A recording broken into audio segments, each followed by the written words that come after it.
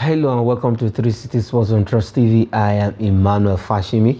We'll look at a whole lot on the show this morning. We'll look at some Nigerian stories and we'll go straight to Europe and have a feel of what happened in the UEFA Champions League game last night. And the new good one is that Nigerian player, our Super Eagles player, doing so well for their respective club in this top European club competition, and we will be looking at that as some transfer stories on the show. And we'll also look at MPFL.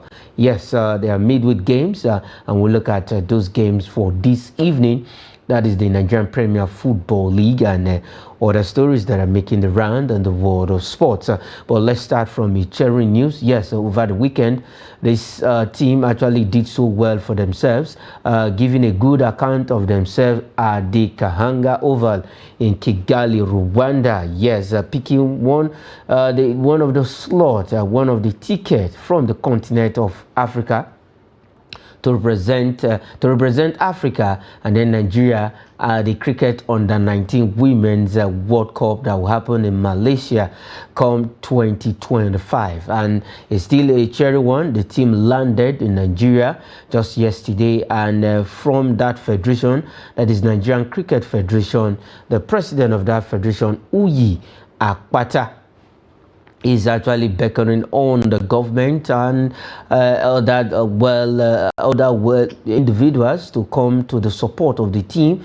That's to give the team a very good support for what these guys did at the Kahanga Oval in Kigali, Rwanda during the Cricket Under 19 Women's World Cup qualifier. Akpata, he said we need adequate preparation for the Under 19 Women's World Cup. Coming in from the Federation President, I have Okpanachi Ephraim joining me on the show this morning. Ephraim, welcome to 360 Sports on Trust TV. Thank you very much. Good to be here as well. Okay, good one from your location there. As it stands right now, the Federation President, he's saying we need adequate preparation for the Under-19 Women's Cricket World Cup. And after our team, that is the Under-19 team, doing so well in Rwanda, Kigali. Well, you know, cricket is not a traditional sport where Nigeria excels at, but having qualified for the World Cup, it is the onus rests on all the various members of the federation, those in the organization, to ensure that they put up a good outing when they do go for the event.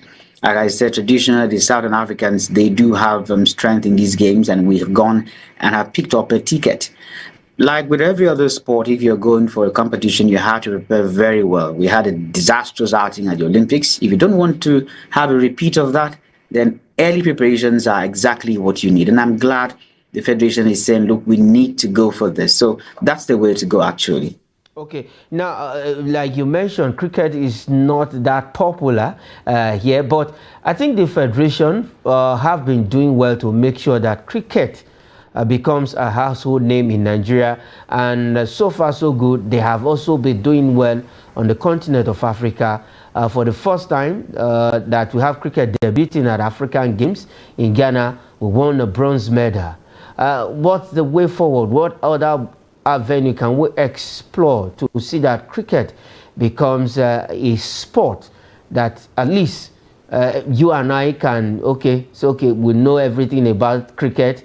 We might know everything about cricket, but there are some persons out there who doesn't know it, just like football. You see, like with every other sport, you have to start from the grassroots. What you do at the grassroots is very, very important at this stage. We have under 19, that's the one they're going for at the moment. But what happens in primary school where you have under 10s? What happens at under 12, under 13? In advanced climes, you have competitions for every age cadre. You have under 8, the 9, 10, 11, but up to the age range where you go for these international meets. So it is expected that when federations have been able to identify the younger talents, you groom them from the cradle, from when they start out in primary, you take them year after year from the various cadres until they get to the point where they go and play on the 15 or on the 16 or on the 17. That's the way to go about it. So, talking about going forward, I believe there should be a strategy where you can have these kids graduate from one particular cadre to the next. Okay, where you have the kids graduate from one particular cadre to the next. And for our under 19 team, it was a good outing in Kigali, Rwanda, best one for them. And this is the second time we will be picking a World Cup ticket after the guys actually replicated. They were the first to qualify for the Cadet World Cup, that is in cricket, and the ladies actually follow suit. So we wish them well as they are looking forward to a better preparation and giving a good account of themselves at the World Cup. Now let's leave the cricket team and look at another cadet level team, but this time around in football, and we're going straight to the women's side. The Flamingos of Nigeria left the shores of this country yesterday for Domingo, that is the capital of Dominican Republic, where the under-17 Women's World Cup will be coming up, and NFF organizing a 2-week training camp for these young ladies. 2-week training camp is, well, we like to have patch programs here and there. It's not a bad idea to have a 2-week training camp, but I'd like to start out by asking the bigger question. We always excel at age grade competitions. Why do we have a problem transiting from the age grade competitions in Nigeria to the senior level? That is the major issue. So going out for 2-week camping, going out for a 2-week tour or training or whatever you call it, it's okay to do that. But are the right lessons been learned when we go out for these camps or for these training tours? That's always been my concern, and it's still my concern. When we go there, we haven't 17s. That's why when we advance beyond under 17, we continue to struggle. So it's okay to have a training tour, it's okay to have a training camp, but there's a problem of age cheating, which I think we are yet to deal with as a nation, because we want to win at all costs. So we don't really get those who should be within the right age go for these competitions. And as long as that happens, we continue to struggle. Okay, for the girls, during the last time out in India, we came back home with a bronze medal, and Coach Bankololu Ukere is still there listing most of the players that were there in India during the last edition of the Under-17 Women's World Cup are still, most of them are still in this group, because some of them were 14, 15, 16 thereabout. They were not up to 17. I think the bulk of the players mixed with new ones made up this team. How far do you think we can go this time around in Dominican Republic, where is going to be hosting about 16 nations of this tournament, including our own Flamingos of Nigeria? Okay, you're the one asking the question, but I want to throw one to you now. Do you really believe those girls were 14 when they went there the last time? I personally don't believe they were 14 when they went there, because that's the problem. That's the crux of our problem. You go with a 20-year-old girl because she has a small stature, you tell her she's 14. And 2 years later, she's going for a competition. You say, okay, now she's 16. Okay, when she's actually 23, she might go there and win that tournament. But what happens when you take her to play under 25? That's the problem. They might go and give her a good account of themselves, but we need to stop this systemic age cheating. That's the problem. Okay. So yes, to answer your question directly, we might have a good outing, but then it's also like cheating. Okay, talking about that, what avenue, what are the measures do you think we can actually use in curbing this age cheating? Because if we talk about age cheating, I know Nigeria is not the only country involved in age cheating in some of this competition, but we have to bring it down to the barest minimal. But what are the measures that we can put in place, at least not to witness such with various age grade teams? Just about 2-3 weeks ago, I was in Nasaba for the under 15 youth games. For the entire length of the games for a week and a half, I was there. And I entered the pitch to just take a look at the kids who were claiming to be 15 years. Some of them were married. Some of them were people who have participated in games for quite a while. And now look at the level of cheating people are engaging in now. States go to the extent of going down to reduce the ages of these kids and their national identity number. It's as bad as that. Some persons are screened out in the process of screening. Then their federations or their states associations go back and get these kids re-registered. Someone has been screened out, but a day or two later, when his team or his state is playing, you find the same athlete coming back to compete. So it is a problem. So to answer your question directly, why do we have MRI scans? They do need to make proper use of the MRI bone testing to ensure that you can identify. It gives a range. If an athlete is 23, the bone will show that this athlete is up to 20. It might not give you the exact age of the person, but it gives you a range. So if you say you do the bone test, athletes who are maybe 16, 17, 18 might pass for under 16s. By the standard, there's a margin of error for the bone testing. So you know you have people who are within the age bracket of 2-3 years apart competing. That is a fair thing to do. That's number one. I just talked about the use of the NIN, the national identity number. Kids who were born 15 years ago were documented. Not like those who were born 40, 50, 30 years ago. Kids who were born 12 years ago were documented. 13 years ago, we have them documented. So why are we not making use of their birth certificates? Why are we going to have people declare their ages? And then I'm surprised that I told you I experienced people who went and then they cut down their ages on the national identity number. So number one way of doing that is to ensure that we have their birth certificates. Go through their primary records. When did this child go to primary education, through primary education? You can't be done with primary education 6 years ago. 6 years ago, and you tell me you are under 15. It's not possible for that to happen. You finished primary school 6 years ago and you are under 14. It's not possible. So there are ways to do that. Get their Okay, there are ways to do that. Get their actual primary school education, when they started and when they finished, and also look at their birth certificate. That is what Ephraim is saying. Okay, Ephraim, go ahead. Go ahead. And use the MRI test. Test can. Those are some of the measures, but let's just dwell a bit on that.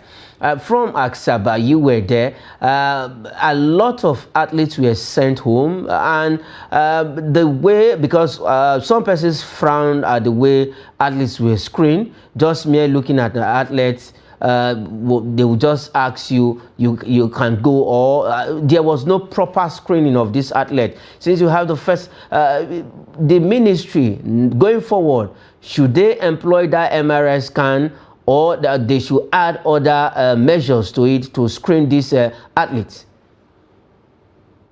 Yes, the MRI scan, adopting that will help. It will solve quite a lot of problems. That way you have people just who are 2-3 years apart competing at these events. That's number one. And then in advanced climbs, they employ the use of consultants, medical consultants, who can also come physically to come and assess these athletes. That is another way to go about it. Then, like I said, the most sure way is to make use of the records of births. How did they get into these primary schools? How did they come out of it? And when did they start competing? So that it's a bit difficult to do those things, because there are some 15-year-olds I know who are very tall. Then you look at them and say they are over 15, but that's not the case. So you don't just look at somebody by the book and then judge it and say you're over 15. So that's unfortunately what happened. Okay, that's what happened, because a lot of athletes were sent home from the youth games just by mere looking at them. They say they are overaged for that particular event. But for our Flamingos, we wish them well as they land in Domingo, the capital, Santo Domingo, the capital of Dominican Republic, where the Under-17 Women's World Cup will be played. There are 16 teams. Let's see if the Flamingos of Nigeria can lift the trophy. The last time in Mumbai, India, they came back with the bronze. That is finishing third in that particular competition. Now, let's come back to the continent of Africa. We'll look at the 2025 Africa Cup of Nations. The match day 3 is fast approaching. That is in the group, and the Super Eagles are also preparing. It's no longer news that we know Austin Ugwevon Cerezo alongside Fidelis Lechuku and Daniel Ogumondede of Remo Stars will continue as assistants to the interim boss, that is Cerezo himself, where they will be there at the dugout for the clash against Libya. But the news is that Olisanda, who plies his trade with Orlando Pirates in South Africa, might just be a doubt for that game. How well do you think we are going to miss his services?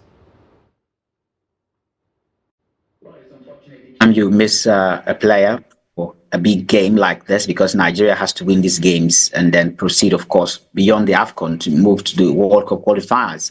But I believe that we have a number of replacements, so it shouldn't be a problem if you have one athlete out. So yes, we will miss him, but like I said, we have lots of replacements available across Europe and even here on the African continent, which we can call up. Guavon, as you said, can call them up. And then I'm glad he has assistants even from Remo Stars. They're doing very well locally, so they can help him scout if it gets to that point. But for those whom we like to call the foreign-based players, a plethora of them we can call from. Okay. Now for Lusanda, he has really had his chance with the Super Eagles. Now, from the two games played so far, how well do you see Super Eagles? How well on course do you think we can really wriggle our way out? Can we say, okay, with what you've seen from the two games, now we'll look at the AFCON and the World Cup together. Can they get something out of the World Cup qualifiers? It's a must-win situation. You have a couple of games you must win. There's no room for error, no margin for error. They must win the games in the World Cup qualifier. But for the AFCON, well, top of the group, we played two, top of the group, 1-1, drawn 1. It's looking good for us there. But the thing is to avoid, those kinds of draws. You need to draw games again. So win the remaining matches, and then you're done with the AFCON qualifiers. And then for the World Cup, every game we play, we have to. That's where we are at the moment. Okay, that is where we are at the moment. And then the game against Libya, what are your expectations? Okay, Africa's hottest man, Victor Osimhen, is back. I like the way he celebrated after finally getting his goals for Galatasaray. I hope they will allow him to come and play for Nigeria. We're looking good, and I believe those games next week, beginning next week, will be one Nigeria should be able to get in the bag. And the earlier we do it, better for us. Okay, the earlier we do it, better for us. That game against Libya, the first leg will be at the Godswill Akpabio International Stadium here in Nigeria, and then 5 days later they will go on the 11th of October. They will be battling it out the second leg against the Mediterranean Knights of Libya in the second leg in Benin, the second largest city close to the Mediterranean Sea. That is where that game will be coming up. So it's going to be a chilly and breezy evening when the Super Eagles will be going for the second leg. All right, let's quickly go for a video break, and we'll be right back to continue with other stories on the show.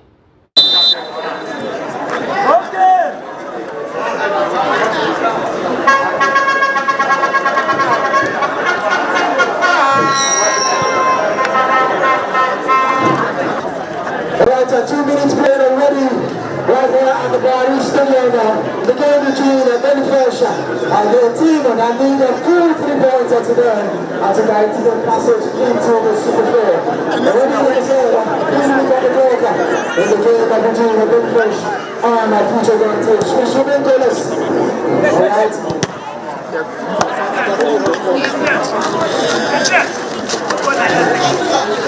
Okay, let's return to the team at Blue.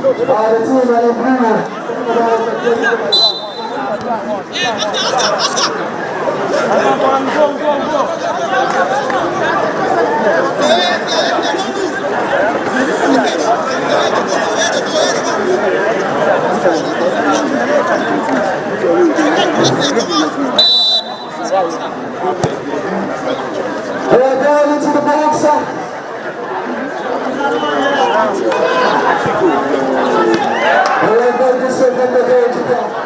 Already the very first team and looking very sharp in the first 5 minutes of this game. A real rhythm after beneficial. This match there, the final day of the Flamingos was the Dominican Football League. Starting the mission already between the suicide. I should look forward to it comes out to be a game where our future volunteer already know their fate. The beneficial, it's all about who you know best. It's now or never. The team in blue. I have been to possession by the very first team. And the new player shot like I said. Just look at the team. Think about being clinical. That's something I appreciate. In the first half, 14 minutes of this game, still balance between the team. Talking about a future guarantee on a jellyfish.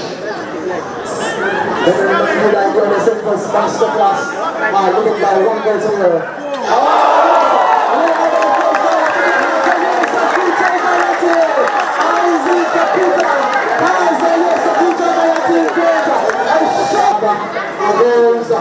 In all centers, brighter future by 1 goal to the international. All right, welcome back from that video break. We're still looking at top stories on the show this morning, 360 Sports. All right, still on the continent of Africa, let's leave the senior AFCON and look at the junior men's AFCON now. It is the preparation, the qualification series, the qualification time for the Under-20 Africa Cup of Nations. We also know that our own Flamingos will be this month. Just a few days away from now, will also be participating in their own qualification from the WAFU Zone B. But from the WAFU Zone A, 2 teams have they've wrapped up their own qualifiers, and 2 teams have emerged from that region, from the WAFU Zone A, where we have Senegal and Sierra Leone, the first 2 teams to qualify for AFCON. Senegal, they are the defending champions of the Under-20 AFCON, and now they also crowned the champions of the WAFU Zone A qualifiers after beating Sierra Leone 2-0 in the finals. But for Sierra Leone going to the finals, both of them have already qualified, and they are the first 2 to make it to the 2025 Africa Cup of Nations for the Under-20. Ephraim, we know that Flying Eagles also will be participating, will be playing their own qualifiers, the WAFU Zone B in Ghana, but Senegal and Sierra Leone are the first 2 to confirm their qualification for the Under-20 AFCON. That's exactly the way it is at the moment. I'm glad that we are having, the sub-regional tournaments come back again. We normally had the WAFU Cup back in the day. After some time, it went comatose, and no one was really talking about it. But now we're beginning to have a revival where these, various groups, WAFU, COSAFA, and all of them pulling in to bringing the teams that will compete. We have seen what Senegal and Sierra Leone have done. We hope Nigeria can also go to Ghana and pick up a ticket from there. That's what the expectation will be for a nation that is so much in love with football. Okay, now let's look at the Flying Eagles. Just some weeks ago, Aliou Zubairu of Academy Warriors was appointed, replacing Landon Bosu at the helm of affairs for the Under-20. With this close to a time of tournament and the coach is being appointed, do you think we can perform the miracle and pick the ticket from Zone B? Yeah, Boso very, very familiar with Nigerian age group football, even the national team. Zubairu too also very familiar with the Nigerian team. So it's like moving A and then bringing back A. So they both know very well. So it's not, for me, I don't see a problem with Zubairu coming in. It's just, I believe he will have what it takes to tweak the team to get the desired result. If we look at it, no time for preparation because they train at the Moshood Abela National Stadium here, Package B, precisely at the training pitch. We see more than 100 players coming in for screening. We're not supposed to even already have a team on ground, and now I think that's going to be a headache for Coach Aliou Zubairu himself. No doubt, but I believe coaches like that kind of headache when you have too many players to choose from. The difference here now is that if it is a team where you have maybe 30 players and you have all of them in form, then it's a problem. But like you rightly observed, you are still making selections when people have already, trimmed down their team. It might cost us in the long run, but if he's able to get the right boys, he's been coming around, he's been taking them through screening sessions, and they say, okay, these are the 23 boys I need for this assignment. And he gets the right boys. Not what is the problem? Most times we have names being sent in from people in Abuja, we have names being sent in from people elsewhere. Get this guy on the team, whether he's good enough or not. That happens all the time. People who are not supposed to be there get onto the team because they want to be known to have represented Nigeria at one time. I just hope that's not what he's contending with. The man, as a coach, he knows his audience. But if these other factors I just enumerated, names being shoved in, asked, get this guy on the team for me, if that happens, along with the late preparation which you're talking about, then we might not take a ticket. But on the strength of what he is able to do, I'm confident. Okay, you're confident. Now, based on these on a general assessment, now, how do you rate our age grade teams? We've not really been having it well with the under-17. We saw how we lost out in the under-17 AFCON. We did qualify for the under-17 World Cup before on two occasions now, and now the under-20. What can we, because we used to get it right when it comes to under-17 and under-20, but for quite some years, at least 3 to 4 years down the line now, we've not really been there. When you even say get it right, we were so good at perfecting the art of cheating. That's what we were doing so well for so many years. And that appeared as though we were getting it right. Because if you do a research and look at the longevity of all the players that won the under-17 World Cup for Nigeria at certain times, 10 years down the line, you cannot find the bulk of that team. Maybe only 1 or 2 of them are standing 10 years later. It just gives you a straight answer. Many of them were not under 17 when they played. If they're under 17, 10 years later, they should be 26. That's what it should be. But unfortunately, we were so good at getting overage players to play in the underage category, age grade competition, and then it looked like we're winning. Right now, even that we are unable to do. So we are struggling at the moment because it looks like we're trying to find a way to get the right boys in. I remember some years ago, about 10, 12 years ago, I remember the NFF was trying to make use of the MRI scan. They were introducing it to ensure that before you play for Nigeria, you will be tested with the MRI to see that you are within the age range. And many people didn't like the idea. How effective is that today? So we need to return to some of these things. So it's the problem we have now that we're not even doing the right thing. That's why we're struggling. There's the issue of funding. We don't get funding in good time for preparation. So as long as you have to battle with poor release of late release of funds, inadequate funding, and then all the other problems with even appointing coach at the moment. Okay, all right. For our age grade teams, most the under 20, we just have to get it right, and also our under 17, we just need to know what we are doing, and definitely it's going to be a good one. All right, let's switch here, leave the continent of Africa and go straight to Europe.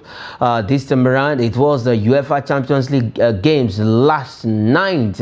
Yes, a big one, big games happening on the night at the Emirates Stadium.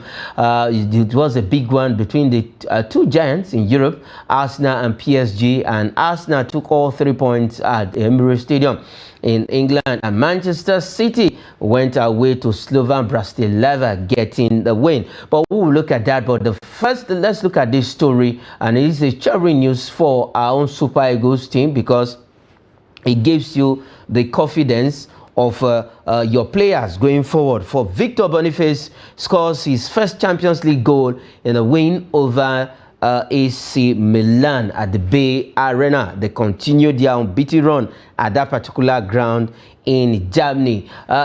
Ephraim, for Victor Boniface, fantastic one. He was so good on the night and getting that goal from a rebound.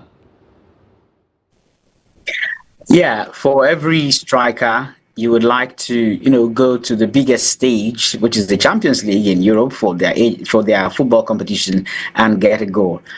He's been banging in goals this season, and I'm not surprised that he has also done that, for his club side, getting that all-important Champions League goal. So kudos to his team, kudos to him for living up to expectation. A lot of expectations on his shoulders, and he's not disappointing, is he? At all. This is his fifth goal of the season in all competition for Victor Boniface. All right, let's extray the full result. We'll look at the results one after the other, but we'll talk about that of Arsenal game against PSG. All right, the first game there was Red Bull Salzburg losing to Brest from France 4-0. Stuttgart and Sparta Prague of Czech played a 1-1 draw. Arsenal beat PSG 2-0. Barcelona put 5 past the young boys at home, that is in Camp Nou. Lewandowski getting a brace in that game. Bayer Leverkusen pipped AC Milan 1-0. Victor Boniface goal. And Borussia Dortmund demolished Celtic from Scotland 7-1. Karim Adeyemi, so fantastic for that game. He's a Nigerian, but he has not played for the Super Eagles. Inter Milan beat Red Star Belgrade 2-0. PSV and Sporting CP played a 1-1 draw. And Manchester City went away to beat Slovan Bratislava 4-0. All right, Ephraim, for Arsenal, they defended so well, getting those goals.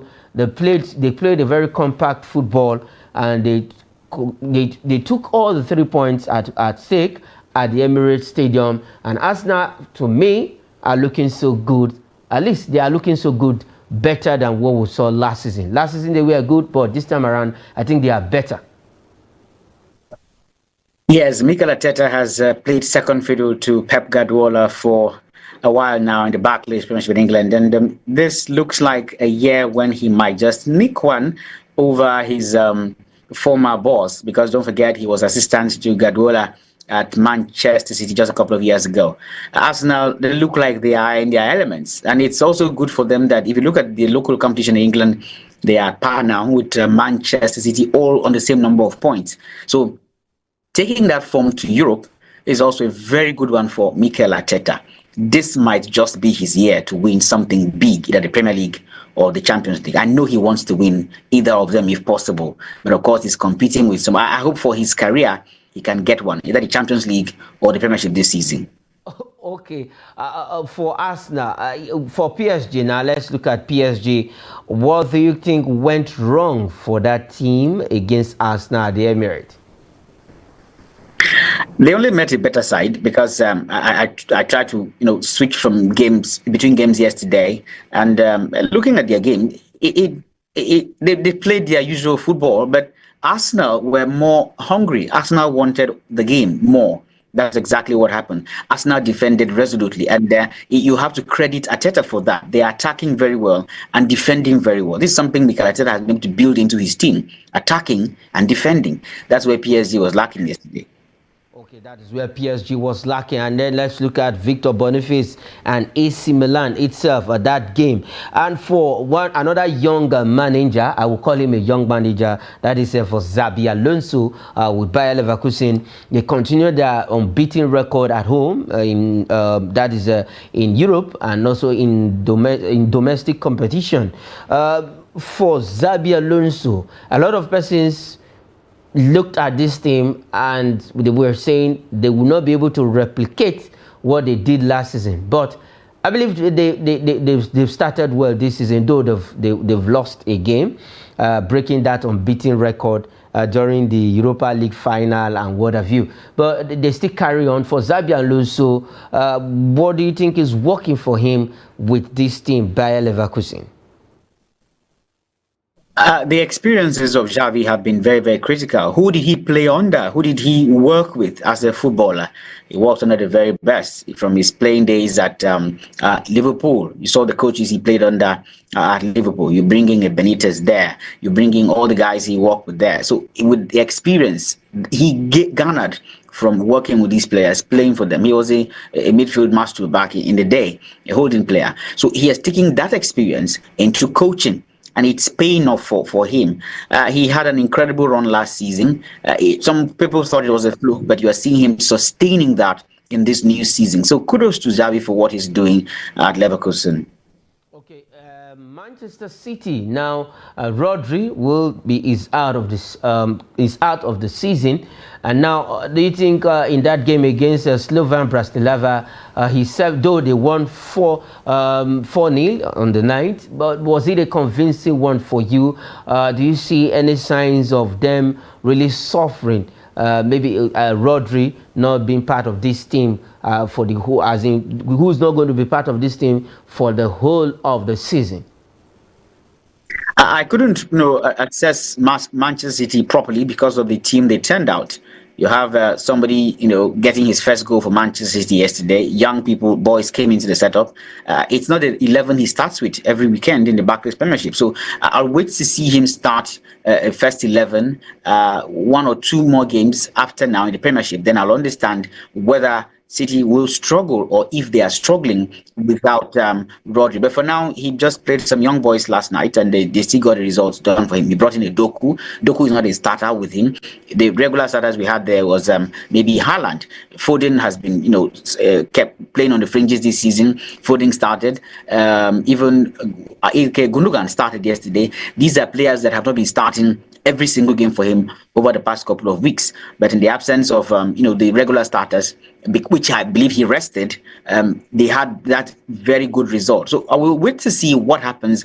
Maybe at the weekend, when he plays the Premier League, then we'll know who his next set of 11 will be. Then we can assess him for 2 or 3 matches. But for now, we'll have to wait.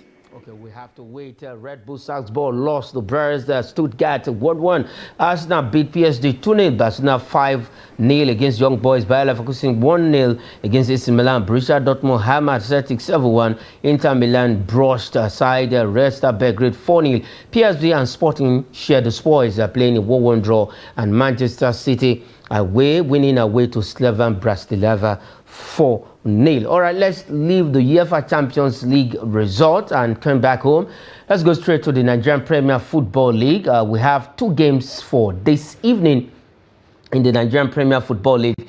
Before those fixtures were popped up on the screen, Ephraim, I think the Nigerian Premier Football League is now becoming interesting week in, week out, and we're seeing interesting results and games. All right, the games for this evening, we have Bendel Insurance against Shooting Stars, Enyimba battles Aqua United. Those are the 2 games for this evening. So, Ephraim, before you react on those fixtures, okay, we have Bendel Insurance, who will be at the Samuel Ogbomedia Stadium in Benin City. They will welcome Shooting Stars of Ibadan, and then Enyimba against Aqua United. Yeah, Ephraim, for the Nigerian Premier Football League, I think we've seen good development, changes coming into the league.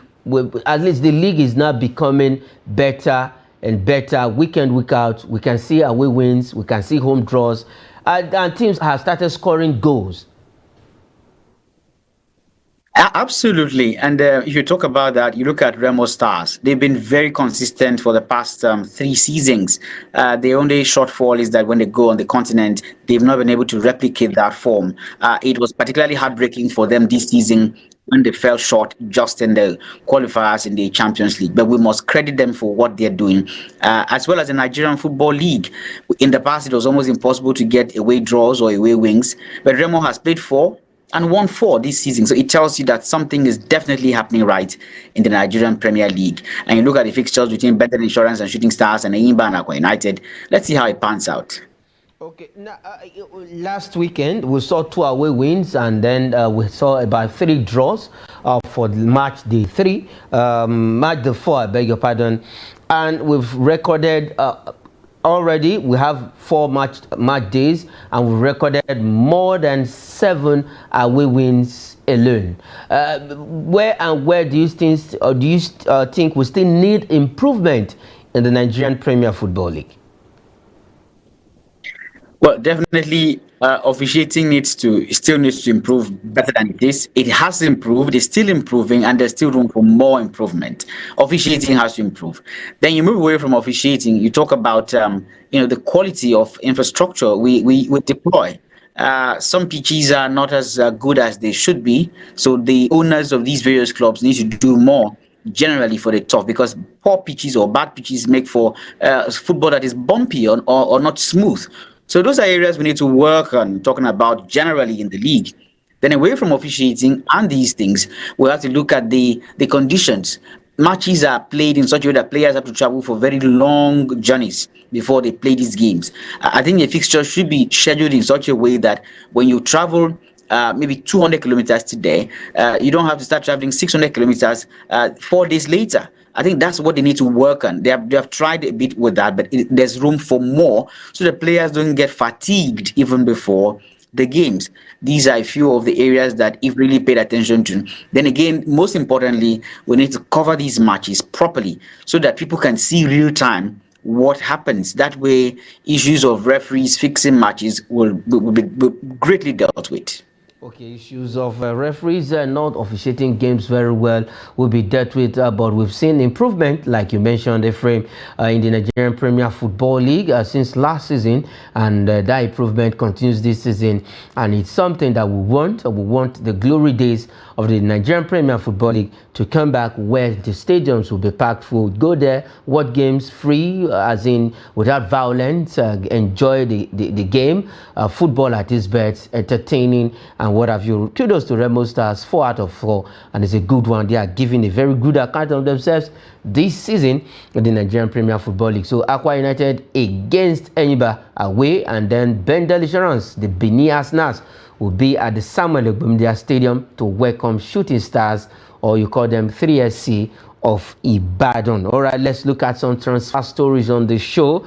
Before we go, we'll start with this winger, Anthony Gordon of Newcastle United, to extend Newcastle stay till 2030. Fantastic player. I think for Gordon, he was one of the sorted after players during the transfer window, but now I think he's enjoying life with the Magpies, and he wants to remain with them.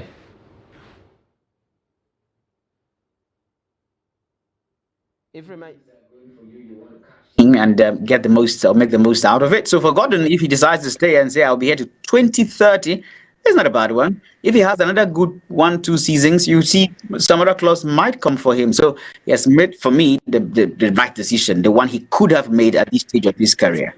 Okay, now let's go to this this particular one, and I know a lot of Manchester United fans will be itching to hear something, but Gareth Southgate is on the top list of managers to replace Erik ten Hag at Old Trafford. Erik ten Hag has been given 2 matches ultimatum, one against Aston Villa and the other one against FC Porto. But the question is, Ephraim, Southgate, is he the rightful person if eventually they pull the plugs on Erik ten Hag? Will Southgate be the right man for the job? Straight answer, no. Not the man for Manchester United. When Jose Mourinho came into Manchester United some years ago, we talked about his negative football. Mourinho still won titles with Manchester United. He won the EFL Cup, that's first year in 2017. He won the Europa League with Manchester United. The following season in 2018, he got over 80 points for Manchester United. Now, no manager has been able to do that since Jose Mourinho left. So the best performance Manchester United had since Alex Ferguson retired was when Mourinho led them to win the Europa League, the FA Cup, I beg your pardon, the EFL Cup in England, and then the following year having the highest number of points, over 80 since Alex Ferguson left. Now, since then, we've had Ole Gunnar Solskjaer, we've had somebody who was there for a couple of months, 6 months before Ten Hag, and it's the same old story. They have not been able to give us the kind of football that Manchester United is known for. What was Southgate's antecedent with the Three Lions? Southgate was never really a very ambitious coach in his playing style. He was always very cautious. Manchester United is an adventurous team, an offensive team. You're bringing a Southgate who didn't really win anything with England, never won anything with England. You're bringing him to serve as your possible coach for Manchester United. For me, it's not the right decision. Okay, for you, it's not the right if decision. that pans out anyway. Two-time finalist of the European but he never won it. And also in Russia 2018, he played the third place match and he lost. But let's see the top, that's the top echelons in Manchester United, those top hierarchy. Let's see who they will bring. If Gareth Southgate is their choice, Well, let's see, because I know a lot of Manchester United fans, at least they will be on your side because you're speaking from their own point of view. All right, let's look at the last one before we go. Liverpool will rival Man United. They continue to search for players. They continue to chase this man for Everton centre-back Jared Brentwaite. Man U continues to chase him, and Liverpool also now is going to step into the race. But I don't know what Man U has seen in Jared that they really want him at all cost. Just like you said, sometimes you don't know what coaches see when they look for players. They have what their scouts tell them, then they have a particular system they want to implement. Man U does not need one defender. Manchester United needs an overhaul. So you don't talk about just one player. So for me, the team that would be suited to Brad would be Liverpool. A working system in place. That way he can fit in as part of the puzzle. Man U needs a total overhaul. Liverpool with Slot is working well. It looks like an oiled machine that is working. So he go in there, he go to Liverpool, he will be able to fit into a system that works. So if he is thinking football, Liverpool is a place to go to. Okay, if he's thinking money, he should come to Man U. Well, you just took that out of me now, but yeah, but for what it is, for his career, he should go to Liverpool.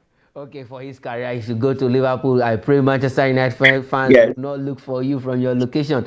All right, thanks, Ephraim, for coming on the show, 360 Sports. It's good having you on the program this morning. Thank you very much. It's a pleasure. All right, that is it on the program. I am Emmanuel Fashimi. Say thanks for watching.